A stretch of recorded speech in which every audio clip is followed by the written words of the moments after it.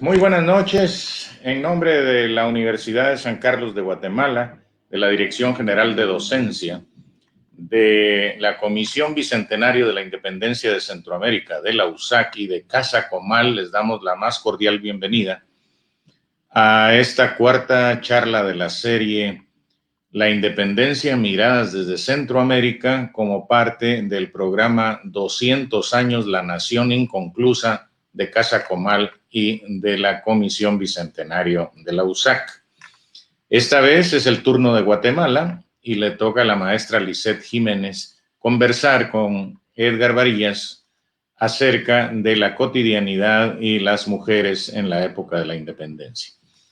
Este es un panel afortunado en el sentido de que anuncia la serie próxima de la Comisión Bicentenario que tendrá lugar todos los jueves de octubre a las 7 de la noche y que estará a cargo de la licenciada Clara María Mariaca del Centro Universitario de Occidente, el CUNOC, que será una serie de cuatro conversatorios sobre el papel de las mujeres en la independencia, con diferentes invitadas de México y Guatemala por parte de la licenciada Mariaca.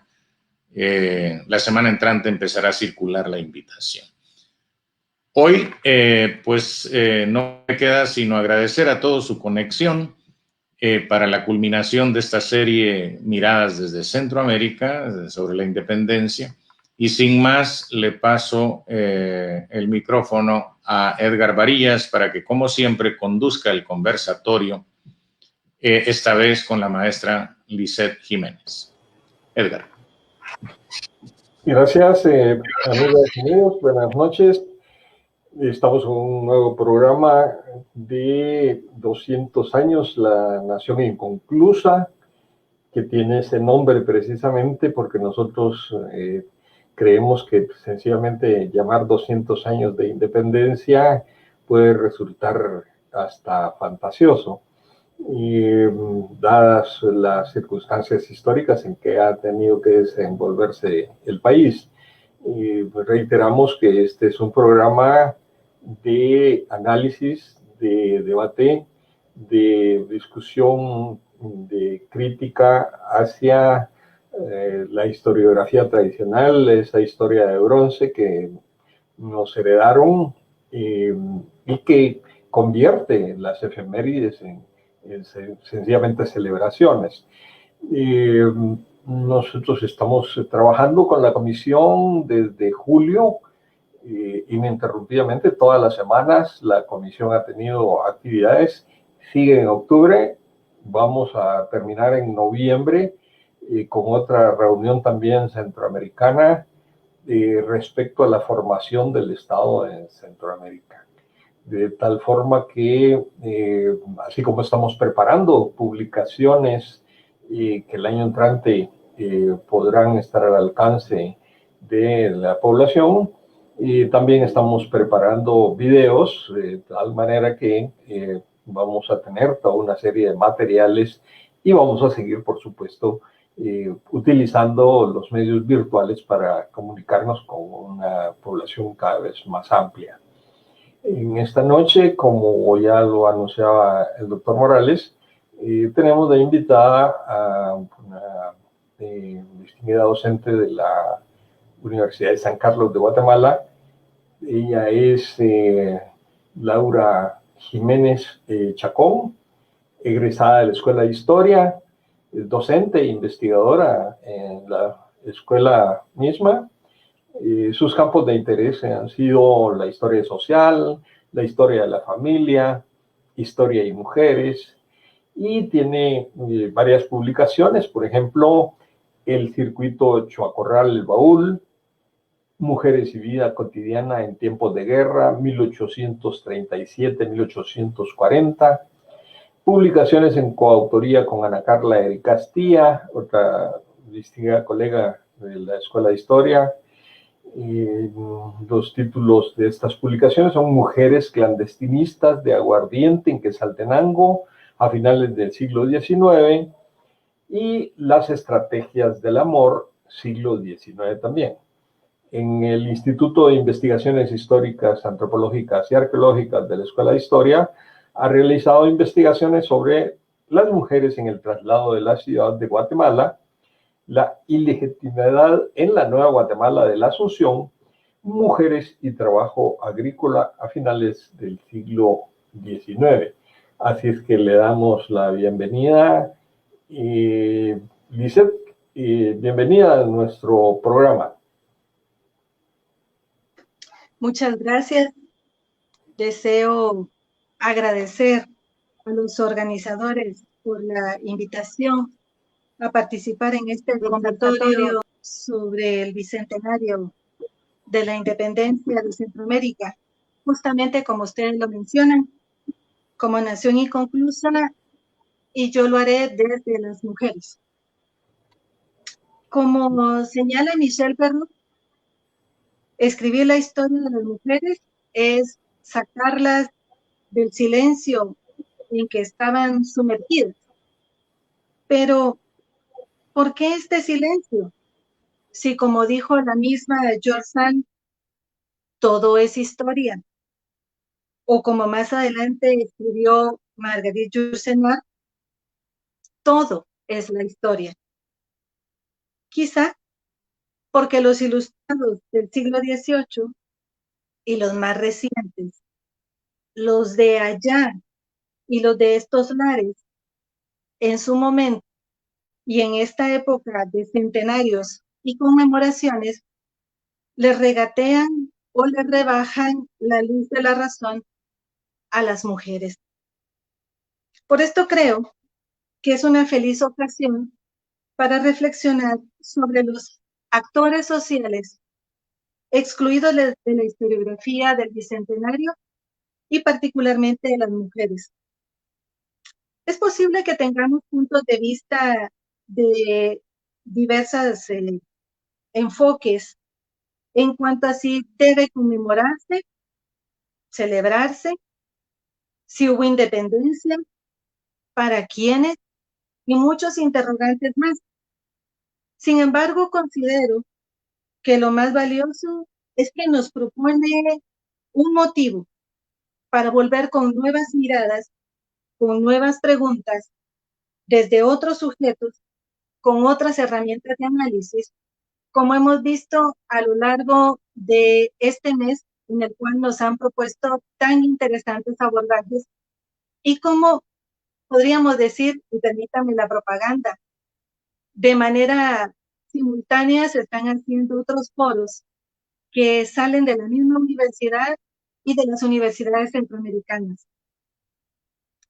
Entonces voy a presentarles algunas reflexiones para llevar el hilo conductor.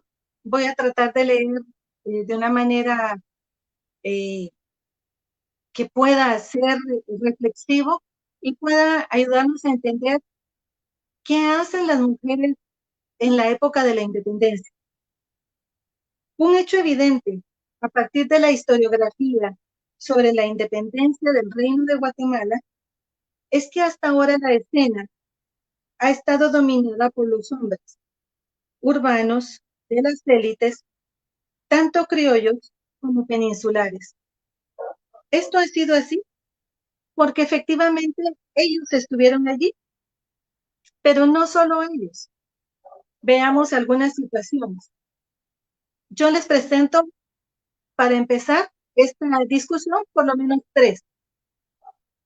Uno, varias mujeres de las élites que llegaron con nombre propio. Tal como lo señala Horacio Cabezas en su estudio de la independencia centroamericana, gestión y ocaso del Plan Pacífico, un autor conocido por la mayoría de nosotros, Ramón Arístides Salazar y Lorenzo Montúfar, crearon y difundieron una versión de la independencia que se generalizó durante la primera mitad del siglo XX y donde la más conocida, Dolores Bedoya, tiene unas cuantas líneas. Salazar escribe que don Basilio Porra y doña Dolores Bedoya de Molina tuvieron una idea que hace honor a su patriotismo y a su invención. y fue la de hacer llegar a la plaza una buena música y disparar unas gruesas de cohetes, con lo que los medrosos que se habían quedado en sus casas salieron de ellas creyendo que ya la independencia estaba declarada. Fin de la cita.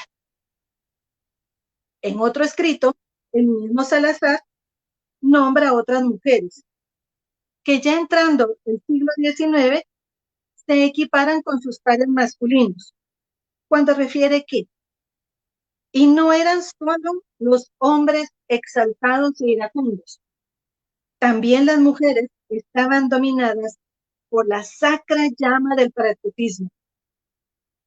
Cristina García Granados era una especie de Madame Roland, como está en francés debe ser importante, que infundía alientos al pequeño grupo de girondinos de que su esposo era jefe. Anita Arce, señora de buena sangre, puesto que venía de gente liberal. Era el verbo del pueblo hecho saeta. Ella, la mujer sin miedo, algunas veces imprudente, siempre patriota, recorría los círculos populares censurando, vilipendiando, maldiciendo a la caterva opresora.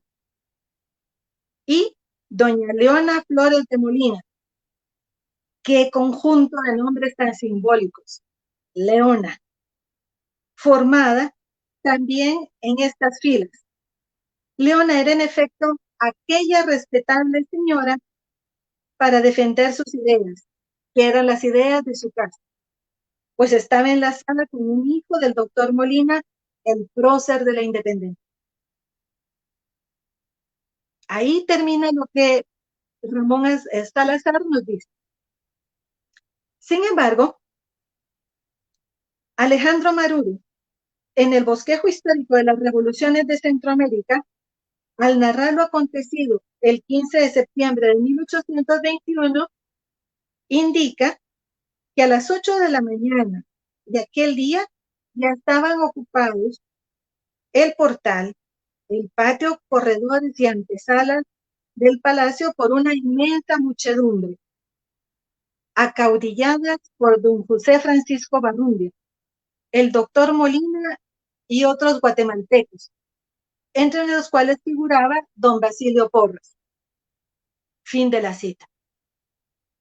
Nada que aparece en doña Dolores Bedoya, porque si efectivamente las mujeres de las élites participaron, lo hicieron desde los márgenes, desde afuera, quizá, para ser yo más precisa, dentro de sus propias casas, en donde se discutían los planes y se tomaban acuerdos, como nos lo dice el mismo Horacio Cabezas, que en la casa de Felipa Montúfar se realizó la tertulia cuando Gainza hizo pública su adhesión al Plan Pacífico. En Europa, nosotros sabemos, los salones se constituyeron en foco de debate intelectual y literario, donde las mujeres jugaban un papel esencial. No solo abrían sus casas, sino participaban de estos debates. El mismo Rousseau dice, aunque participe en estos debates y se beneficia de esos espacios que crean las mujeres, dice que está bien que les abran las casas, pero que no participen porque lo distraen. Al menos dos elementos pueden señalarse a partir de lo dicho. Parte de lo destacable de las mujeres es que sus acciones van acompañadas por los vínculos de parentesco con los hombres notables. Ellas son esposas de, hijas de, madres de, cosa que no sucede cuando se habla de ellos, porque es una cuestión de jerarquías. Quien está en posición inferior mejora o asciende si muestra o al menos intenta hacer visible esos lazos con quien tiene el reconocimiento. Entonces los hombres no necesitan decir cuál es su filiación. Las mujeres sí. La otra cuestión es que ellas son recordadas porque eran de buena sangre liberal y esto les enciende la llama del patriotismo. Pero de estas mujeres no volvemos a saber nada más que lo narrado por sus contemporáneos o quienes les han atribuido estas acciones. Sin embargo, la historiadora guatemalteca Beatriz Palomo publicó un estudio de la participación de las mujeres en la independencia en 1821, a partir de otra fuente, las cartas que Dolores Bedoya dirige a sus familiares, hermanos, hermanas, esposo, hijos e hijas a lo largo de un tiempo, en donde deja esos rastros de su forma de pensar y sentir. Y dado que es tan visual, que queden esas huellas y que se conserven hasta estos días, déjenme que les comparta unas líneas que ella le dirige a su hermano menor. Según datación de Beatriz Palomo, es de 1824. Dice doña Beatriz: todo ha cambiado. No sé si mi juicio ha participado del trastorno general. Lo cierto es que los hombres de esta tierra desgraciada, casi en general, me parecen muy despreciables y cada día los desprecio más. Desconfianzas, mutuos intereses rastreros, pasiones bajas, son los grandes móviles de todos. Son muy niños, hacen y riñen cuando debieran unirse para hacerse respetar de las demás naciones. ¿Cómo es posible reconozcan nuestra independencia? Ya casi he perdido la esperanza. En todas partes hay partido Borbón y no desperdiciarán la ocasión, y qué circunstancia más al propósito que la desunión de los diputados miembros. Vaya pues, vean ustedes. Entonces, las menores de edad, las que tienen que decir cuál es la filiación, las que no tienen uso de razón según los principios rusonianos, son las que dicen que los hombres parecen como niños, que riñen y que no se hacen respetar, y que cada día la tienen más descontenta estas acciones.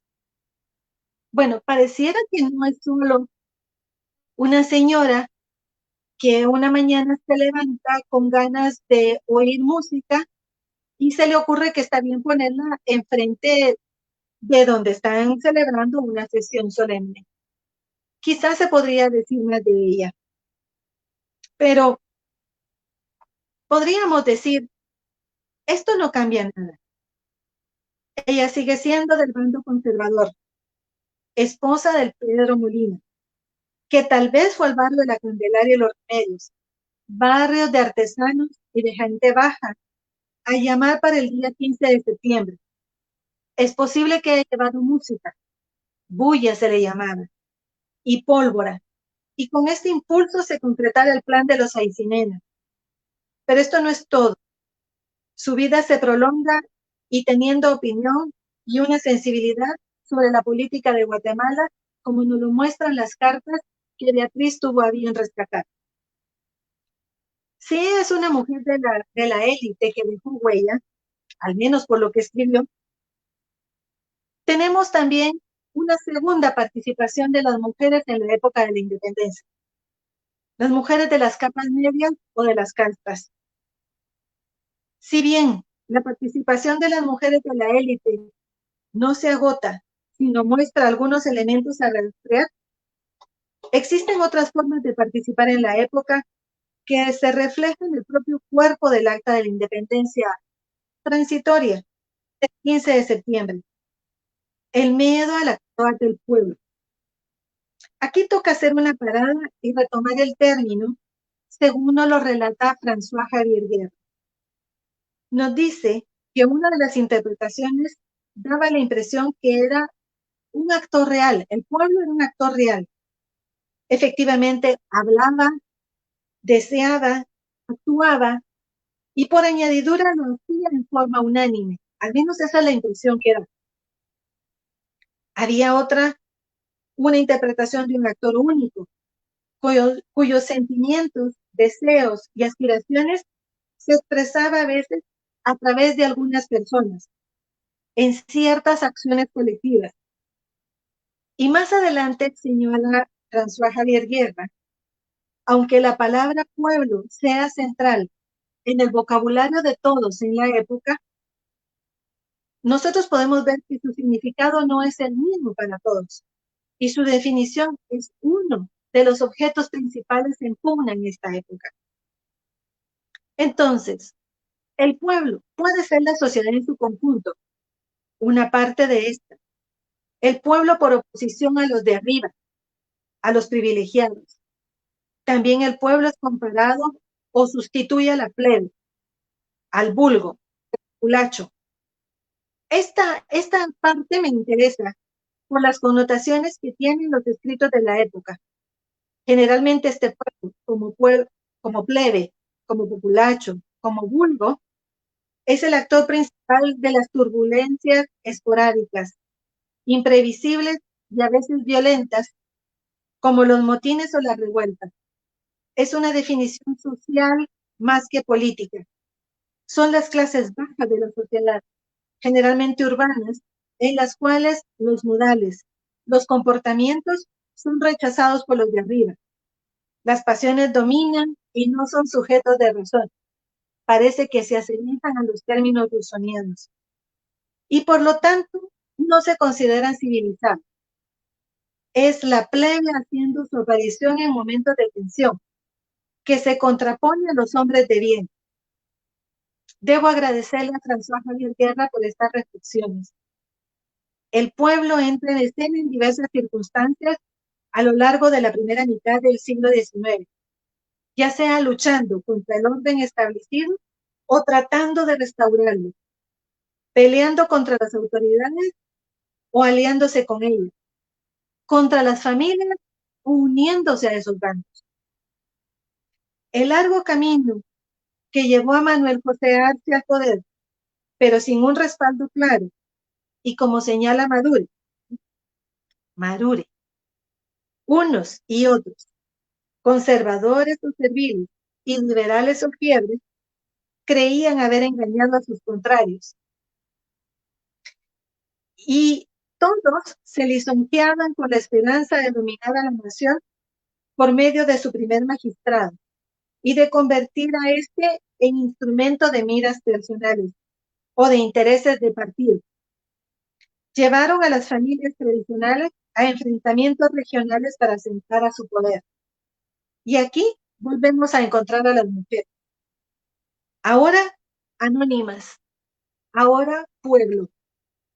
En las calles, en las plazas, en el campo, por todas partes, nos dice el autor, se veía el sexo débil, ya llevando refresco a las tropas y animándolas al combate, ya insultando y conduciendo con violencia a la cárcel a todos los hombres que se encontraban sin divisas militares, que era un listón puesto en el sombrero, ya golpeando las puertas y ventanas de las casas de los liberales y haciendo resonar el grito amenazador de mueran los herejes, viva la religión. Esas cuadrillas de mujeres armadas, de una especie de lanzas compuestas de un palo con 2 o 3 cuchillos, atados a uno de los extremos y capitaneadas por mujeres conocidas por su poca honrosa profesión, pusieron en gran movimiento a toda la ciudad y llenaron de pavor a los pocos adictos que pudieran tener los salvadoreños en Guatemala. Sería interesante, al terminar esta cita, ver qué hace el sexo débil cuando se vuelve fuerte, porque lo que se dice ya es impresionante.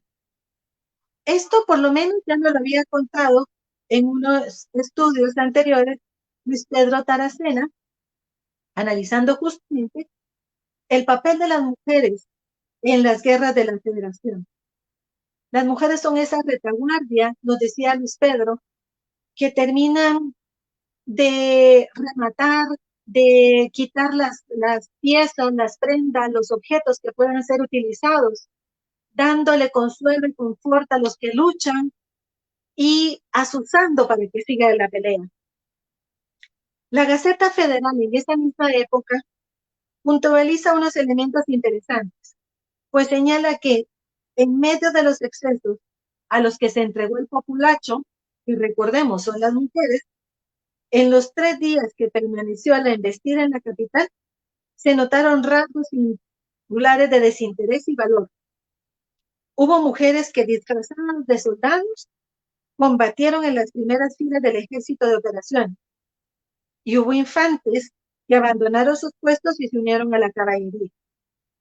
Aquí lo interesante es el calificativo social, populacho, no pueblo, básicamente formado por mujeres de los grupos bajos, pobres, sin buenas maneras, que defienden la tradición. Esto mismo lo veremos nuevamente con los grupos de la montaña hacia 1837-1838. Aparecen las mujeres defendiendo los valores más queridos. Aparecen sin nombre, son anónimas, pero con excesos de coraje y excesos de valor, que incluso asustan a la población de Lima. Y por último, un tercer apartado para poder generar esta plática serán las mujeres en las revueltas antifiscales. Una serie de levantamientos vinculados temporalmente al tortuoso proceso de independencia, pero bajo otras características internas, son las luchas antifiscales frente al cobro de tributos y diezmos, dando como cuenta de un clima convulso, aunque quizás no en función de romper los vínculos con la metrópolis. Como lo indica Aaron Pollack, los diversos levantamientos que se dieron en el Reino de Guatemala entre 1800 y 1821 ocurrieron primordialmente en 3 momentos. Entre 1801 y 1803, en respuesta a un incremento en el tributo. Entre 1811 y 1814, durante el periodo de las Cortes de Cádiz. Y entre 1818 y 1821, en los últimos años, ya próximos a la independencia, teniendo como telón de fondo elementos de carácter económico. Como en el caso de las mujeres de las castas urbanas, seguir las huellas de las mujeres indígenas en los levantamientos, en principio antifiscales, es como querer capturar un suspiro. Pero a partir de esto podemos saber que, por ejemplo, en San Francisco Tecpan, desde 1759, la audiencia ordenó a los cabezas de parcialidad, hombres, a recibir a 100 azotes y a 7 mujeres a recibir 50, por encontrarse las reos principales en la sedición y alboroto, usurpación de la jurisdicción y falta de respeto al alcalde mayor y a los justistas del pueblo de Tecpan. Hombres y mujeres anónimos, pero que ya están sufriendo el castigo. En Santa María Chiquimula, en 1802, nuevamente el cobro de tributo y abuso de autoridad de uno de los miembros de la comunidad de nombre Diego Chiroy provocó una revuelta el 1 de mayo, que llevó a la cárcel a 24 hombres y a 8 mujeres, condenándolos a todos a recibir 50 azotes. Seguramente, uno de los levantamientos más violentos ocurridos en Santa Catarina y Ixtahuacán tuvo lugar en 1813, el primero, y en 1814, un posible seguimiento. El de 1813 tuvo que ver con el pago de raciones al padre cura. La ira estalló contra una escolta de 50 guardias de prisión. La gente comenzó a herirlos con palos, piedras y machetes.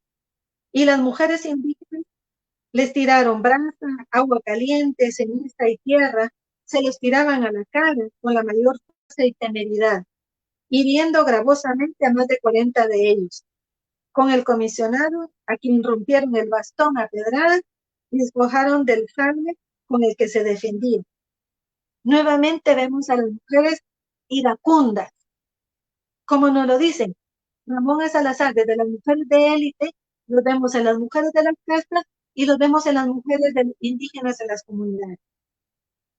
Posteriormente, en 1814, surgió otro disturbio, esta vez dirigido por una mujer indígena, Francisca Yeptap, el cual ha sido tratado por Alcalá y Castilla en el año 2000 y posteriormente por el historiador Rodolfo González Galeotti, y que podemos encontrar un artículo muy importante de este último en las redes para explicarnos algunos de los elementos que están inmersos en el conflicto de tierras entre Santa Catarina, Ixtahuacán y Nahualá.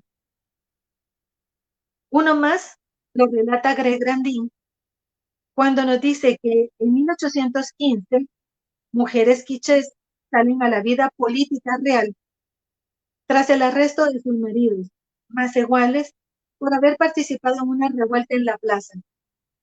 Escriben al corregidor para defenderlos. Las cartas de las mujeres son sencillas, a veces titubeantes, mostrando falta de familiaridad con los procedimientos españoles, sin fecha, sin firma, sin que sus nombres aparezcan. Pero contrasta esto con el claro examen de los hechos que llevan a la protesta y que da como resultado la inocencia de sus maridos en lo que ellas exponen. Al final indican: hemos dejado solas nuestras siembras y casas, nuestros animales y trabajos, vendiendo cuanto podemos para tener que comer y mantener a nuestros maridos a la cárcel. No hay quien nos defienda ni haga por nosotros. Suplicamos a usted rendidamente, se sirva mandar que se vuelva, que pida para que salgan de prisión nuestros maridos, que eso lo veremos como piedad y compasión de usted, que es nuestro protector. Vemos a las mujeres nuevamente anónimas defendiendo a sus maridos, contando lo que les haya implicado mantenerlos, darles de comer, darles todo el soporte, buscar las maneras para que ellos salgan de la cárcel. Casi que podemos oír los ecos ahí de los presos políticos recientes que nosotros hemos conocido. Y por último, el más significativo de los levantamientos, el de 1820, ha sido estudiado cuidadosamente por Aaron Pollack, dando muestras de las múltiples implicaciones y relacionamiento que este movimiento adquirió. Al final, se nos indica que una multitud de indígenas, hombres y mujeres, esposas y familiares de los líderes del movimiento, fueron encarcelados. Y se tuvo que viajar a la ciudad implorando que se otorgara la exculpación solicitada. La tenacidad de las mujeres y hombres, que por lo menos al principio se rehusaron a irse de la ciudad hasta que las autoridades resolvieran el asunto, parece haber llevado a los tribunales a otorgar justamente la libertad unos meses más tarde. Por supuesto, este movimiento tiene muchísimas otras implicaciones, pero ya ha sido abordado en otros foros y ha suscitado el interés de forma amplia. Ya hay diversos grupos de investigadoras e investigadores que están trabajando sobre ello. Queda claro entonces en estas pocas líneas que recogen palabras sueltas, susurros, algunos movimientos que nos dejan entrever que puede encontrarse mucho más allá si se siguen las huellas de estos actores sociales excluidos por la historia de la independencia, en este caso de las mujeres. Y quizá cobren nuevo sentido las palabras que redactó Valle cuando dice: artículo primero, que siendo la independencia del gobierno español la voluntad general del pueblo de Guatemala, y sin perjuicio de lo que determine sobre ella el Congreso que deba formarse, el señor jefe político la mande publicar para prevenir las consecuencias que serían temibles en el caso de que la proclamase de hecho el mismo pueblo. Gracias por este tiempo para la exposición y quedo entonces para conversar.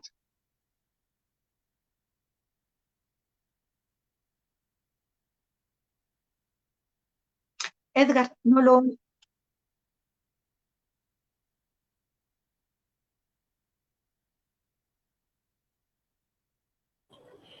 Ya, ahora sí. Ahora sí. Muchísimas gracias por esta magnífica exposición. Los comentarios que estamos recibiendo son bastante favorables e incluso con algunas preguntas y algunas informaciones ahí que ya tendremos el momento para que Mario Roberto intervenga haciendo un resumen de ellas o haciendo una selección de las preguntas más interesantes. Pero me llama la atención cuando usted hace hincapié en Rousseau y por tanto en la época de la Ilustración, ¿no? De la Ilustración nosotros recibimos conceptos que antes no existían, que no eran del vocabulario ni político, ni filosófico, ni académico, y mucho menos popular. Una palabra para mencionar entre tantas, progreso. Pero progreso para los pueblos que no eran los europeos, ni los Estados Unidos, significaba el también hacer una categorización de las poblaciones, ¿no? Decía, hay pueblos que son salvajes todavía, hay otros que son bárbaros y otros que somos civilizados, ¿no? Pero dentro de esa categoría de civilizados, obviamente también se está hablando de los hombres, ¿no? Cuando se habla de estos estadios de el progreso, generalmente se está hablando de una historia escrita por hombres, en donde los que destacan son los hombres, ¿no? Pero antes de la Ilustración, también había, obviamente, una invisibilización del papel de la mujer. ¿Por qué hacer tanto énfasis en la Ilustración? Bueno, quizás el énfasis en la Ilustración viene justamente porque hay un reordenamiento de las ideas, y en este reordenamiento de las ideas es un reordenamiento jerárquico. Y como usted bien señala, Rousseau es muy cuidadoso en su contrato social de hacernos una explicación de cómo avanza la humanidad y cómo en ese avance de la humanidad es un avance diferenciado entre hombres y mujeres. El hombre avanza hacia convertirse en un ser social con pleno uso de razón, del cual, digamos, no tiene ese mismo beneficio las mujeres. Mientras el hombre va despegándose y convirtiéndose en un hombre social, la totalidad de las mujeres se quedan en un estado de naturaleza. No logran, digamos, alcanzar al hombre. Entonces, para la diferencia que establece Rousseau y que quizás va a ir extendiéndose en ese mismo contrato social y en esa misma propuesta que él hace, es que permite que digamos, un colectivo entre como sujeto pleno de este nuevo ordenamiento, como ser social, y el otro quede fuera de ese ordenamiento por una cuestión de naturaleza. Lo social yo lo puedo modificar estudiando, leyendo, yendo a la universidad, pero la naturaleza en el siglo XVIII y XIX quizá no la puedo modificar. Ahora quizás sí, pero en esas épocas no. Entonces, dejar a la totalidad de las mujeres en el estado de naturaleza es limitarlas porque es insalvable el obstáculo, ¿verdad? Y luego nosotros podemos ver que para reforzar eso, en Emilio la educación, Rousseau le da todas las condiciones al niño Emilio para que forme su carácter en la plena libertad. Y a la niña Sofía, que es el modelo de las mujeres y el símil de lo que será la relación entre hombres y mujeres en la sociedad moderna, le pone como ordenamiento el que ella tenga que permanecer en un estado de sujeción total hacia los hombres. E incluso hay apartados donde le dice, sabiendo que usted va a tener que obedecer a un ser tan imperfecto como el hombre, es necesario que desde niñas aprendan a que les lleven la contraria, para que de grandes no lo resientan. Entonces, si usted me dice, yo tengo una querella personal con Rousseau. Ya, claro. Y es que estas conferencias que nos han ido ilustrando otras caretas que no habíamos vislumbrado de los procesos en torno a la independencia y en torno a la formación del Estado, en torno al centenario y al bicentenario que viene, pues nos va descubriendo, por ejemplo, cómo fueron las luchas de los grupos subalternos o de otros sectores como la niñez, que definitivamente tampoco ha sido estudiado. Y a mí me llama la atención cuando se crean algunas figuras, por ejemplo en México, los niños héroes. Sí, los niños héroes, y se exalta el patriotismo, pero a los niños, verdaderos niños de la contemporaneidad, ahí se les dice, no, ustedes tienen que ser obedientes, tienen que ser disciplinados. Algo similar ocurre con las mujeres, ¿no? Sí, sí, sí, porque las mujeres de alguna manera quedan bajo un tutelaje, quedan como menores de edad permanente. Y nosotros lo podemos ver en las leyes, en los distintos códigos liberales. Las mujeres necesitan un tutor, un hombre que las represente. Uno, porque no llegan a ser ciudadanas plenas hasta ya entrado el siglo XX. Pero luego por esa falta de razón que Rousseau propone. Entonces, digamos, esa necesidad de tutelaje es ser menor de edad permanente, pues niños. Claro, claro. Y ahora, Rousseau obviamente es un hombre de su época, pero usted habla de las leyes. Y para hablar, por ejemplo, de la Revolución Francesa, cuando se habla de la Declaración de los Derechos del Hombre, ¿verdad? Ya no se habla de los derechos humanos, de los derechos de los seres humanos, sino del hombre en particular. Hasta después, las legislaciones ya van corrigiendo esto en el camino, ¿no? Pero esa disposición, digamos, ese tránsito que hubo de la Iglesia como dominante de la sociedad al Estado, que fue el que impuso los símbolos y todo, no significó pues, prácticamente cambios en la condición social de la mujer, según lo que expone, ¿no? No, al contrario, nosotros podemos ver que se van constriñendo los espacios de las mujeres. Y usted señala bien cuando habla de los derechos del hombre y del ciudadano. Y hemos estado tan inmersas dentro de esas lógicas, por ejemplo, de categorías universales, que incluso las mujeres hemos llegado a pensar que cuando se habla de derechos del hombre y del ciudadano, estamos nosotros incluidos ahí. Pero al revisar la historia, viéndola desde las mujeres, en la misma Francia, cuando se está redactando esto, las propias mujeres revolucionarias francesas se dan cuenta que ellas no están ahí. Y entonces, digamos, lo interesante es qué son las acciones que toman las mujeres. Escribir los derechos del hombre y del ciudadano en femenino. Y escriben los derechos de la mujer y de la ciudadana. Y las mujeres que hacen esto son acusadas por sediciosas en la propia Francia y son llevadas a la guillotina, una de ellas.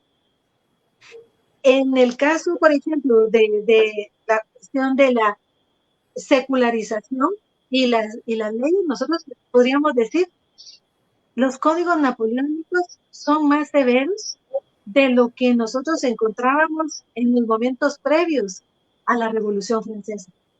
Si nosotros tendríamos que ver los códigos napoleónicos que luego se van llegando a América y van adaptándose y van tomando forma, ahí encontramos nosotros cómo se van concretando estas ideas de control, de minoridad, de tutelaje, de, digamos, este pacto de sujeción que implica tener a las mujeres controladas en ciertos espacios.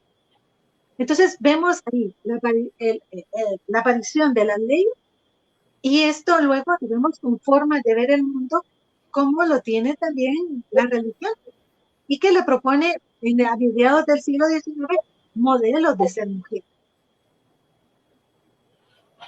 Modelos de ser mujer que lo refleja la escuela, lo refleja los medios, lo refleja la radio, el cine, la televisión, ese modelo de la mujer como objeto, ese modelo de la mujer que aparece ya en las pinturas de la época de la independencia, la libertad es femenina, ¿no? Pero es una mujer bella, es una mujer estéticamente aceptable, digamos, para la sociedad, ¿no? Es decir, en esta época también es cuando los europeos comienzan a lanzar toda una serie de criterios sobre la América y descalificando a los hombres americanos y negándoles la posibilidad de ser libres, ¿no? Y ya no se diga a las mujeres, como se decía, se les invisibiliza, ¿ya? Es decir, absolutamente hay una negación del papel. Pero hay un historiador, si no estoy mal, colombiano, que hace mención de algo que a mí me llamó la atención, y es como en estas luchas independentistas, cuando sucedía que se capturaba o se asesinaba al esposo, la mujer tenía que ser frente. Y esto nos trae a nuestra realidad actual, ¿no? Es decir, la guerra también dejó a la mujer al frente de muchas familias, de muchos hogares, y lograron salir avantes, ¿no? Pero en ese momento de esa independencia que se dice que se logró sin choque sangriento, verdaderamente allí el papel de las mujeres es destacado, ¿no? Porque tuvieron que hacerse cargo de los hijos. Lo señalaba en el caso de la misma familia Bedoya, ¿no? ¿Sí? Correcto, correcto. Nosotros podemos, digamos, de esto que usted menciona, las mujeres han, digamos, incluso con esto que Greg Grandin recoge en el archivo de Gobernación de Quetzaltenango, cómo las mujeres al tener a los esposos presos, se dedican a escribir a todas las autoridades para procurar sacarlos, para pedir clemencia, utilizar los recursos que tienen a la mano, pagar a los amanuenses, a los abogados, a los procuradores que puedan escribir y traer las cartas y hablar por ellas. Y están prácticamente 2 años defendiendo a los esposos y buscando que los saquen de la cárcel. Pero, ¿qué hacen? Venden terrenos, venden la milpa, se quedan en la pobreza hasta que logren sacar a los esposos. Digamos, son muy fieles en el trabajo que hay que hacer y cuidan a la prole, cuidan a los hijos. Y por eso yo decía, esto a mí me recordaba las cuestiones, por ejemplo, con respecto a los presos políticos por el extractivismo en Guatemala.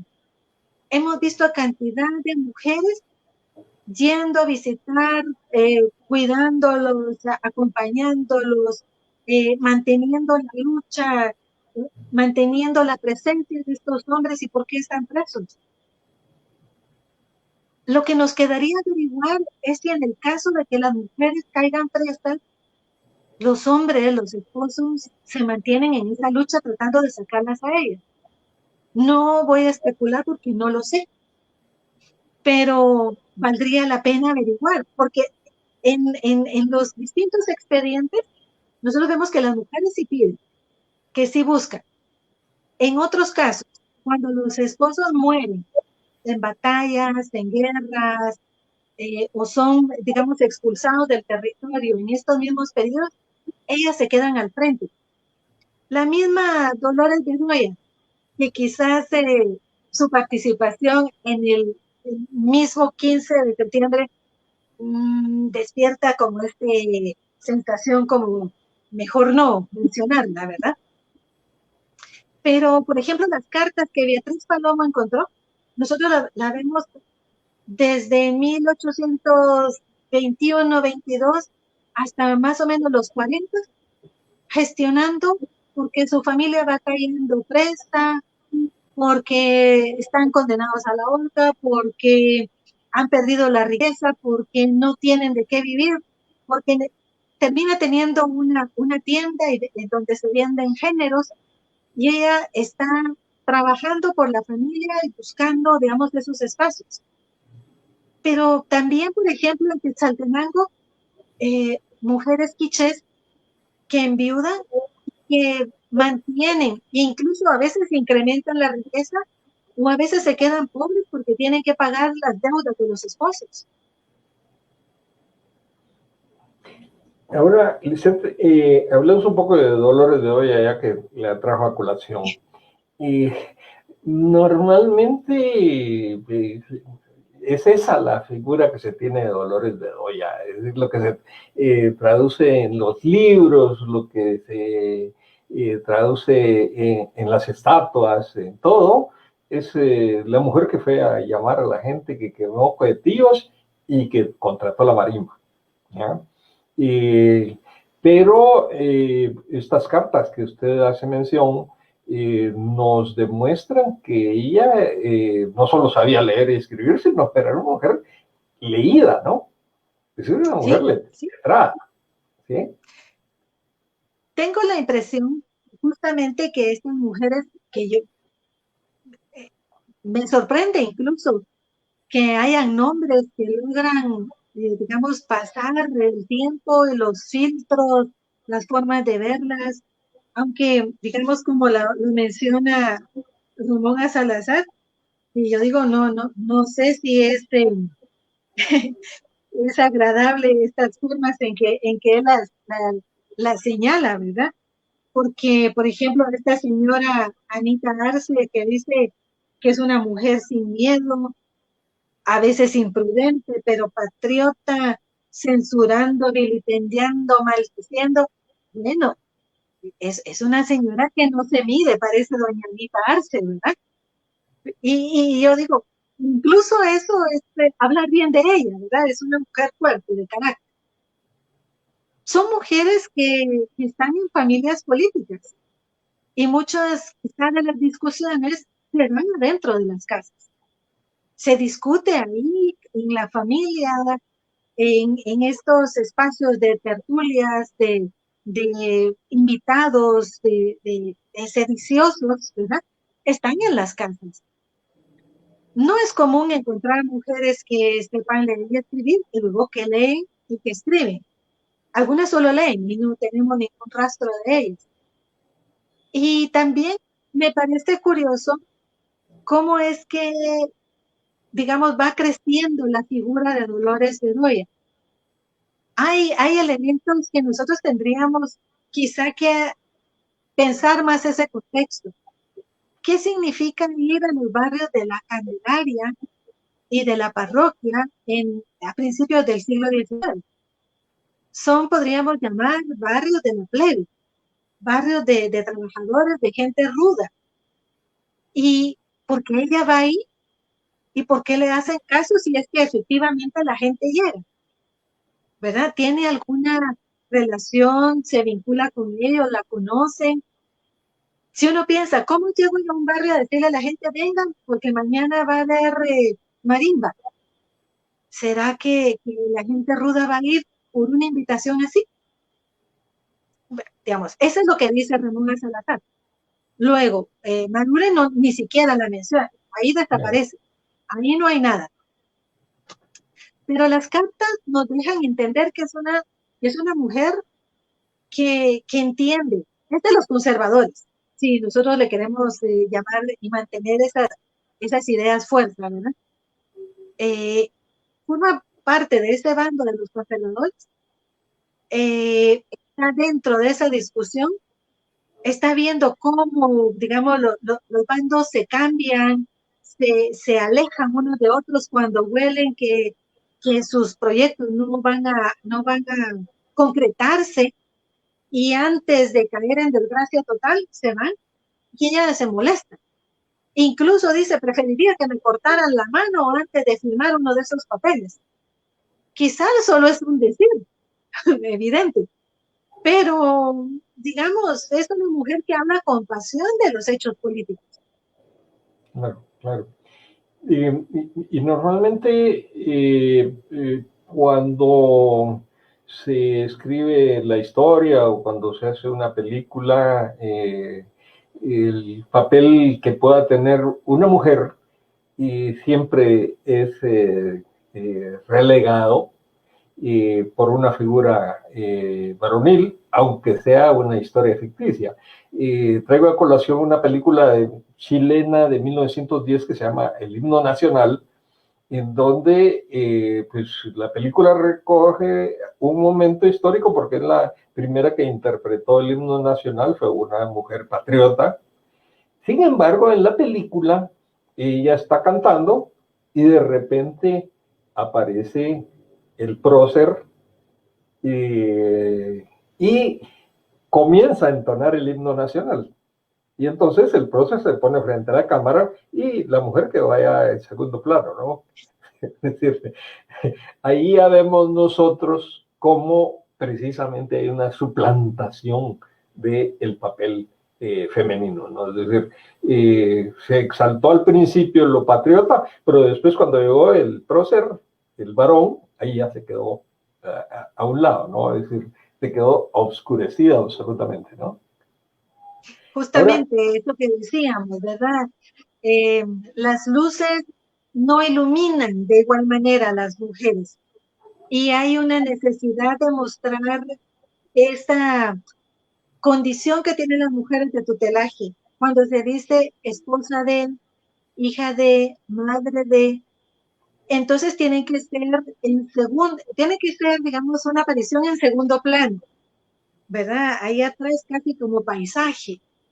Por eso es tan llamativo que Dolores Bedoya tenga incluso una estatua y no lo tengan otros próceres en Guatemala, ¿verdad? O sea, ella ha logrado como abrirse un espacio y aparecer y estar, aunque quizás no tenga la relevancia y sea más una cuestión, digamos, creada posterior a los eventos en sí mismos.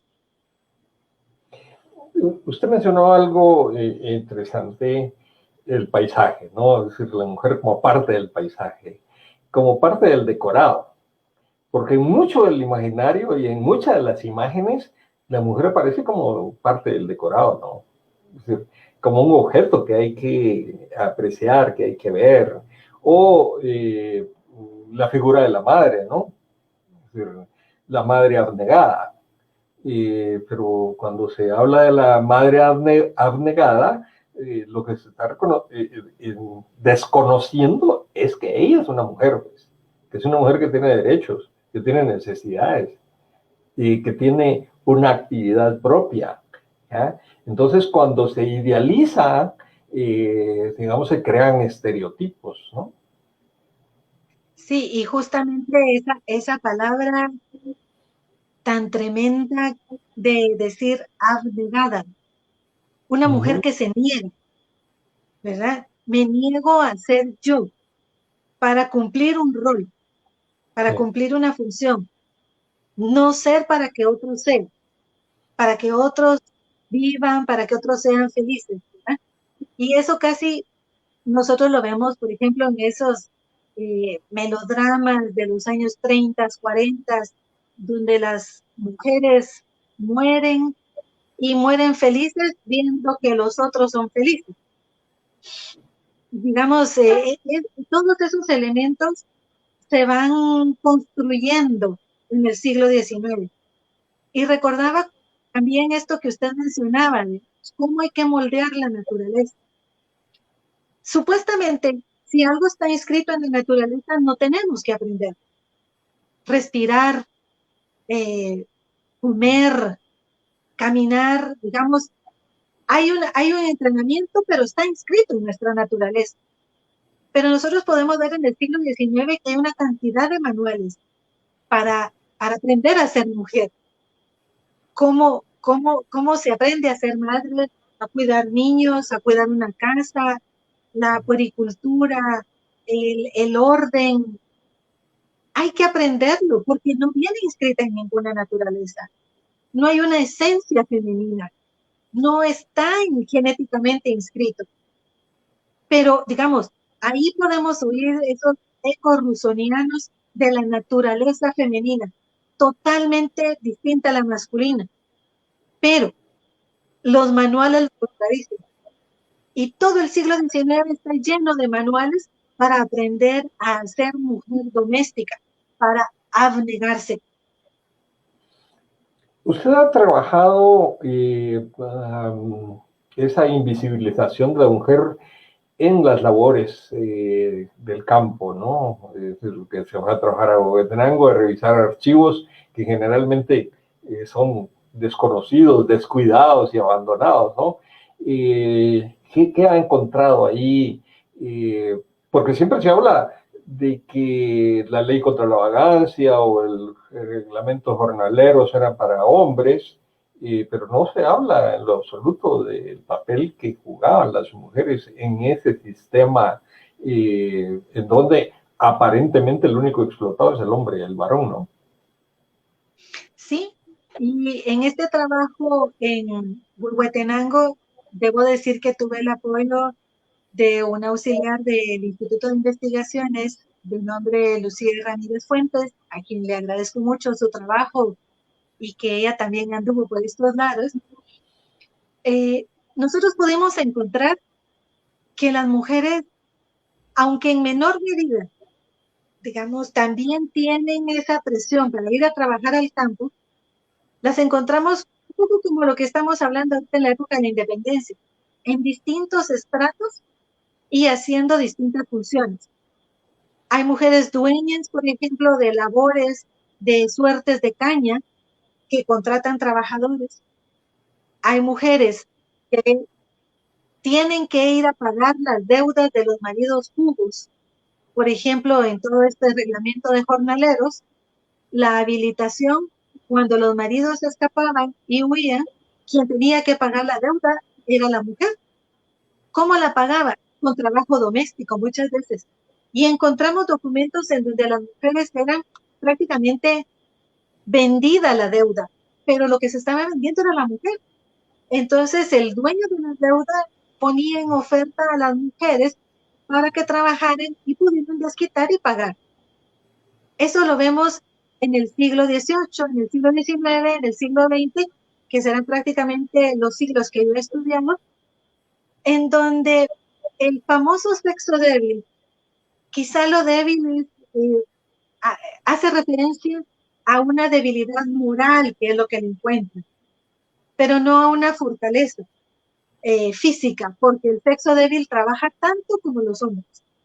Y en algunos casos, como usted bien señala, cuando el hombre está ausente en los hogares, por el trabajo, por la guerra, por la muerte, o porque se corre de los hogares y no se hace responsable de la familia, la mujer está ahí. Está sacando adelante a la familia, está pagando el tributo, está negociando. Incluso hicimos un trabajo con la doctora Tania Sagastume sobre el abasto de la ciudad y habían trabajos específicos para las mujeres como comerciantes. Ellas eran las vendedoras al menudeo de carne, por ejemplo. Y la municipalidad de Guatemala las acusa de ser la polilla de la sociedad, de horadar, porque no pagaba los impuestos de manera completa, porque no daba el peso de las cosas completas, porque habría tiendas donde no estaba permitido, pero vemos a las mujeres trabajando. Es decir, la invisibilidad quizás es el velo que tenemos nosotros para no estudiarlo, porque ellas están ahí, en todos los espacios, en todas las épocas, en todos los estratos sociales. Claro, y lo que pasa es que a veces los documentos oficiales no consignan esas cuestiones, ¿no? Pero a través de otro tipo de fuentes como las epistolares, las cartas que se mencionaban, a través de las mismas fotografías, de las imágenes en general, las pinturas y todo, se puede ir viendo cómo evoluciona también esa relación que siempre ha existido entre los géneros. La televisión, que siempre anda buscando el morbo, el amarillismo, incluso tiene programas, por ejemplo, la guerra de los sexos, para señalar como que hay una contradicción natural, porque de esa manera se trata, ¿no? Como que entre el hombre y la mujer existe una contradicción que es natural. Y cuando sabemos perfectamente que todas las cuestiones de género son constructos sociales, ¿no? Por supuesto. Y yo podría decir, y ahí reconozco mi sesgo, que muchos somos más rusonianos de lo que pensamos, aunque no lo hayamos leído, digamos, se ha colado en esas formas de ver el mundo porque ha sido útil, es útil, digamos, dividir esos espacios, son espacios de poder. Entonces, el poder controlar a los otros, el poder verlos siempre disminuidos, minorizados, eh, digamos, necesitados de la conducción, de la guía, del permiso, el quedarse con parte de los recursos, un recurso tan importante como es la propia materialidad, como el cuerpo de las mujeres, sus recursos, sus habilidades. Y esto nos llevaría a otros campos, por ejemplo, como el trabajo productivo y reproductivo. Sin el trabajo reproductivo no somos nada, no vivimos. Ya, bueno, y como estamos hablando de la independencia, de esos tiempos de la cotidianidad en la independencia, vuelvo a regresar yo con doña Dolores Bedoya.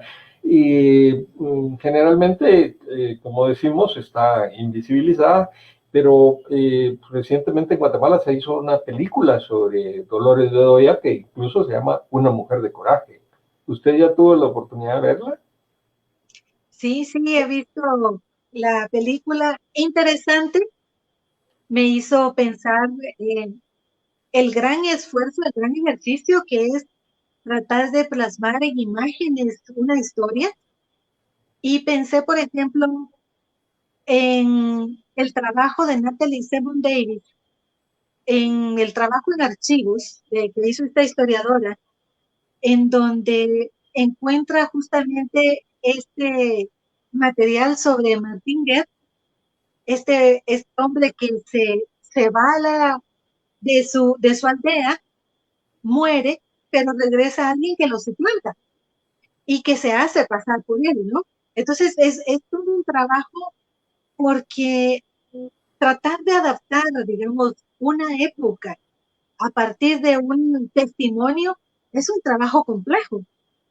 Y volviendo a Dolores Bedoya, en estas maneras de narrar, es interesante porque nos tratan, yo creo que de mostrar una mujer, pero que quizás no responde exactamente a una mujer de su época, sino es vista desde ahora cómo pensamos que sería una mujer en su época, ¿verdad? Entonces, eh, prácticamente, justamente como así se llama la película, ella es el centro y el que se desdibuja es Pedro Molina, ¿verdad? Ella es como la dirigente, la intelectual, la que además, no sé si la confunden con Pepita García Granoso, que escribe y reparte clandestinamente documentos. Yo no me imagino que doña Dolores haya hecho eso. Y no, bueno, si existen fuentes, pues ahí estaría en qué se basan. Pero yo creo que se podría hacer más una Pepita García Granados, más No. que una Dolores Bedoya, quien es la protagonista de esa historia. ¿Y usted sabe si Beatriz Palomo, aparte de lo que ha publicado sobre las cartas, va a seguir trabajando sobre ellas y todo? Porque sería muy interesante conocer el pensamiento a través de las cartas. Digo que es una fuente histórica invaluable, ¿no? Beatriz Palomo es una historiadora muy trabajadora y siempre tiene como 3 investigaciones ahí planteadas. Y yo creo que se le ha pedido en varios momentos que trabaje un poco más este fondo documental que ya tuvo la oportunidad de trabajar, porque es muy interesante. Yo digo, los historiadores necesitamos ser acuciosos y un poquito de suerte para encontrar este tipo de documentos. Y Beatriz ha tenido los dos factores a su favor y tiene sus documentos. Entonces, sería sumamente valioso contar con otra mirada quién era esta mujer de aparición esporádica en la vida de Guatemala y no solo esto que nosotros conocemos. Y que nos salgamos de esa imagen estereotipada, ¿no? De la mujer que quema cohetillos y que trae la marimba para festejar. Correcto. Eso es su patriotismo, ¿no? Sí, que vayamos correcto. mucho más allá. Pues, Lisette, creo que vamos a dar parte ahora a Mario Roberto para que nos comente, no sé si está por ahí Mario Roberto, sí, para que nos comente sobre las preguntas, las inquietudes, las observaciones que han hecho la gente que nos sigue en estos canales. Entonces, te cedo la palabra, Mario Roberto. Muchas gracias, Edgar. Yo sinteticé algunas interrogantes en dos partes, me parece complementarias a la hora de responderla. La primera dice cuáles serían los temas, las miradas y las perspectivas prioritarias para entender la vida y el aporte de las mujeres en la época de la independencia. Esa es la primera, y la otra es cuáles son los retos históricos de las mujeres en términos de interculturalidad y política en Centroamérica.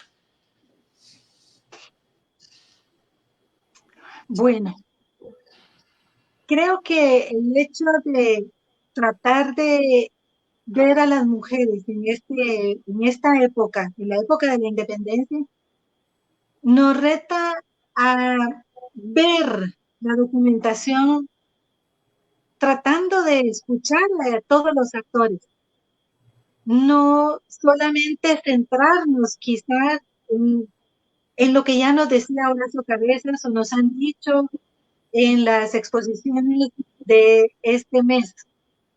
Digamos, la independencia no es solo la firma de una etapa. Quizá esa ha sido la mirada que se nos ha querido imponer y nosotros vemos que es mucho más amplio, que abarca más tiempo, que es una lucha de más larga data, con más actores, con más sujetos, con más intereses, con más preocupaciones, no solo centradas en la capital y no solo centradas en las élites, en sus preocupaciones para mantener los privilegios y para quedarse con el control de estos territorios. Creo que habían otros intereses legítimos en toda la región, en Centroamérica, en Guatemala, pero también en cada una de las localidades. Nosotros tendremos que voltear la mirada adentro de cada uno de nuestros países, pero también en las regiones que los componen, en los grupos que la componen. A mí me parece que eso es fundamental. Y por eso yo decía que es de felicitar estas iniciativas porque han movido realmente la necesidad, reconocer que hay mucho trabajo hecho, pero también hay mucho trabajo por hacer. Realmente, si nosotros lo vemos desde la parte más tradicional, creo que no habría más preguntas. Pero si lo ampliamos, si vemos, si queremos conocer realmente cómo es esta, como ustedes le llaman, esta nación inconclusa, cómo han sido las difíciles relaciones dentro del Reino de Guatemala, podemos encontrar muchísima riqueza y compartir con los colegas centroamericanos que también están construyendo y mirando sus propios territorios y sus regiones. Y si lo vemos a futuro, yo creo que la historia tiene justamente esa función, esa virtud, ver de dónde venimos, ver qué hemos hecho, ver ¿Cómo es ese pueblo? Que ese pueblo es complejo, es diverso, tiene necesidades, no es la capital en el sentido de Guatemala. Nosotros hemos estado demasiado centrados en lo que pasa en este lugar. Hay mucha riqueza y justamente a mí me parece que el Bicentenario ha abierto esas posibilidades. Yo celebro la cantidad de foros, de propuestas, de discusiones, de investigadores que están trabajando en múltiples campos y que están planteando. Yo creo que estamos viendo la riqueza de la nación, de una nación diversa, donde tenemos preocupaciones y podemos entrar en diálogo. Nos enriquecemos todos cuando nos escuchamos. He escuchado, por ejemplo, a los colegas discutiendo sobre el levantamiento en Totonicapán. Desde lo que están conociendo, desde lo que están proponiendo, me parece que es sumamente valioso, que nos plantea cuestionamientos y que nos abre las perspectivas. ¿Qué nos queda a las mujeres? Pues el camino por delante, porque nos tenemos que reconocer primero como sujetos históricos, como no empezar nuevamente, porque lo que nosotros tendremos que ver es que tenemos historia construida. A veces no nos hemos dado a la tarea de conocerla y de difundirla. Creo que los profesionales de este oficio, a veces nos ha faltado llegar a la población, conversar con la población. Es bueno tener foros entre iguales, entre pares, pero tenemos que abrirnos para mostrar lo que hemos trabajado, pero para oír cuáles son las necesidades. Las personas necesitamos saber quiénes somos, de dónde venimos, qué hemos construido, cómo hemos llegado hasta aquí. Y yo creo que esto es un momento privilegiado. Incluso el hecho de tener estos medios, que si estuviéramos en un trabajo convencional, no nos podríamos ver, no nos podríamos escuchar, no podríamos compartir la riqueza de los colegas centroamericanos y más allá de la frontera del reino. Entonces, yo creo que el trabajo que nos queda es mucho, pero muy gratificante porque nos podemos relacionar y ahora de manera mucho más cercana, al menos por estos medios. Gracias. Sí, cuando se habla efectivamente de la nación inconclusa, no es sencillamente que no se terminó de construir un Estado nacional, no se trata de decir, mire, no tenemos un mercado nacional como tal, no se trata de decir, es que no tenemos aprecio por nuestros símbolos nacionales, sino se trata de una nación inconclusa porque no se ha integrado a todas las partes de la población. Es decir, a los sujetos subalternos se les desconoce su papel absolutamente, y a otros sencillamente se les invisibiliza, pero esa es precisamente la historia que hay que retomar, ¿no? Y ese es el gran reto, es decir, esas son estas nuevas vías. Yo creo que con su plática abrimos paso para un mes entrante, el mes de octubre, que van a haber conferencias precisamente sobre el tema de la mujer en la independencia y en el desarrollo de la nación y hasta llegar a la actualidad, ¿no? Porque no podemos decir, bueno, y ahora todo está logrado. Es decir, en el pasado ocurría así, pero ahora no, ahora ya tenemos una equidad, ahora ya no hay patriarcalismo. Y esos conceptos siguen absolutamente vigentes, ¿no?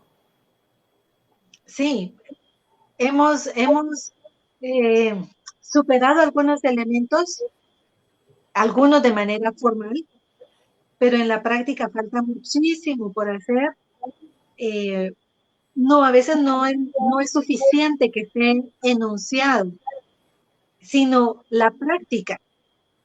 Eso es lo que nos falta en la mayoría de casos. Y justamente como usted lo menciona, la nación inconclusa, porque digamos, nos hemos centrado en un grupo, en unos intereses, en unas necesidades, donde no nos sentimos ni representados, ni acogidos, ni parte de esto. Yo creo que por eso también hay un sentimiento y que creo que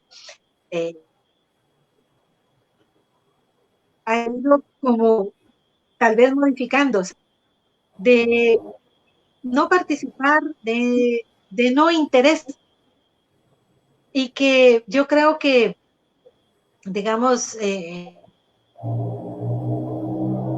abrirnos puede modificar eso. Ya, estamos perdiendo un poquito la señal, pero yo quería ir cerrando este conversatorio. Y cuando uno lee, por ejemplo, los viajes presidenciales de Federico Hernández de León o de Jorge Ubico, y yo varias veces lo he leído por hacer investigaciones específicas. Pero cuando lo mira uno con otros ojos, encuentra en Jorge Ubico unas facetas que antes no le ponía atención. Federico Hernández de León cuenta una anécdota de cuando llegaron a Esquipulas y allí dos señoras salvadoreñas le dijeron: nosotros venimos de El Salvador y queríamos saludarlo al presidente de Guatemala, porque es una gran oportunidad. Y además queríamos, pues ya que estamos aquí en Guatemala, en Esquipulas, que nos diera autorización para ir a conocer la capital también. Y les dijo Jorge Ubico: sí, pero primero tienen que pedirle permiso a sus esposos. Si sus esposos se los dan, entonces gustosamente yo les permito que vayan a la capital, ¿verdad? Eso nos retrata a los gobernantes, nos retrata a esa diferencia que hay, que no por diferencia es desigualdad, pero que se ha convertido en desigualdad, ¿no? Entonces, Lisette, no sé si quiere concluir usted con algunas palabras para nosotros. Pues agradecer esta posibilidad de compartir,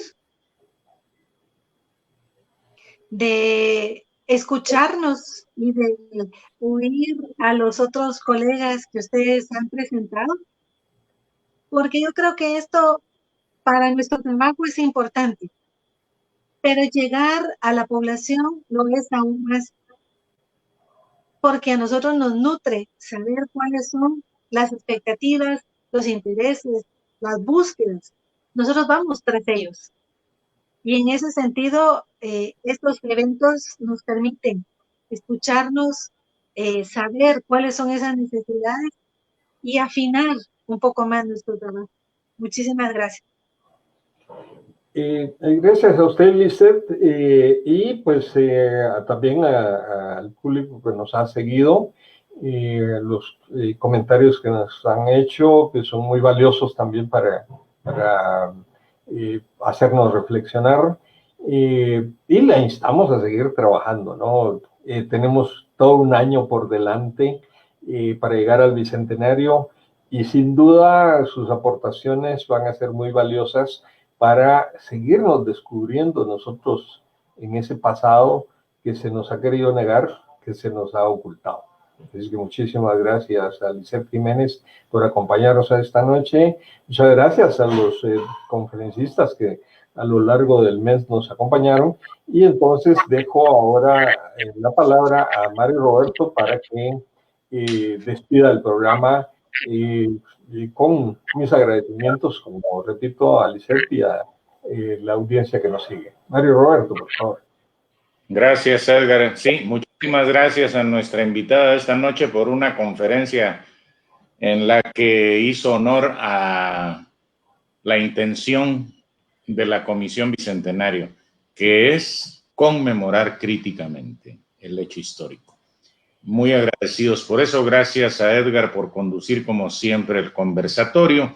Y quisiera cerrar invitándolos a que en octubre nos acompañen en una serie de conversatorios sobre las mujeres en la independencia. Quisiera nada más decirles que va a ser todos los jueves de octubre, con excepción de la primera semana, la primera conferencia, el primer conversatorio, que va a ser el lunes 5. El lunes 5 es la única excepción, y después se van todos los jueves de octubre, en el mismo horario en que tenemos esto. Así, que tuvimos esto de la nación, de la independencia, miradas desde Centroamérica. Así que muchísimas gracias por sus comentarios, muchísimas gracias por su conexión, y seguimos en esta serie hasta noviembre de la Comisión Bicentenario de la USAC. Gracias a Casa Comal por todo el apoyo técnico audiovisual. Muy buenas noches.